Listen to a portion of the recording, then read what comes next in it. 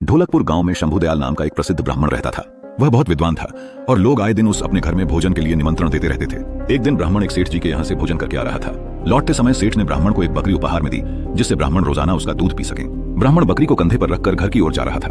रास्ते में 3 ठगों ने ब्राह्मण और उसकी बकरी को देख लिया और ब्राह्मण को लूटने का षड्यंत्र रचा। वे ठग थोड़ी थोड़ी दूरी पर जाकर खड़े हो गए। जैसे ही ब्राह्मण पहले ठग के पास से गुजरा तो ठग जोर जोर से हंसने लगा। ब्राह्मण ने इसका कारण पूछा तो ठग ने कहा, महाराज, मैं पहली बार देख रहा हूँ कि एक ब्राह्मण देवता अपने कंधे के ऊपर गधे को लेकर जा रहे हैं। ब्राह्मण को उसकी बात सुनकर गुस्सा आ गया और ठग को भला बुरा कहते हुए आगे बढ़ गया। थोड़ी ही दूरी पर ब्राह्मण को दूसरा ठग मिला।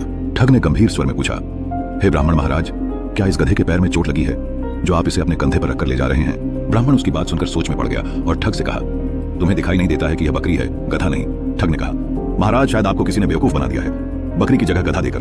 ब्राह्मण ने उसकी बात सुनी और सोचता हुआ आगे बढ़ गया। कुछ दूरी पर ही उसे तीसरा ठग दिखाई दिया। तीसरे ठग ने ब्राह्मण को देखते ही कहा, महाराज, आप क्यों इतनी तकलीफ उठा रहे हैं? आप कहें तो मैं इसे आपके घर तक छोड़कर आ जाता हूँ, मुझे आपका आशीर्वाद और पुण्य दोनों मिल जाएंगे। ठग की बात सुनकर ब्राह्मण खुश हो गया और बकरी को उसके कंधे पर रख दिया।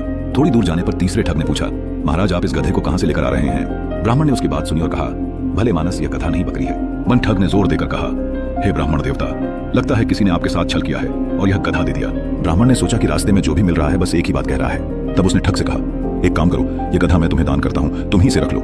वे ठग ने ब्राह्मण की बात सुनी और बकरी को लेकर अपने साथियों के पास आ गया। फिर तीनों ठगों ने बाजार में उस बकरी को बेचकर अच्छी कमाई की और ब्राह्मण ने उनकी बात मानकर अपना नुकसान कर लिया। कहानी से सीख, किसी भी झूठ को अगर कई बार बोला जाए तो वो सच लगने लगता है। इसलिए हमेशा अपने दिमाग का उपयोग करें और सोच विचार कर ही किसी पर विश्वास करें।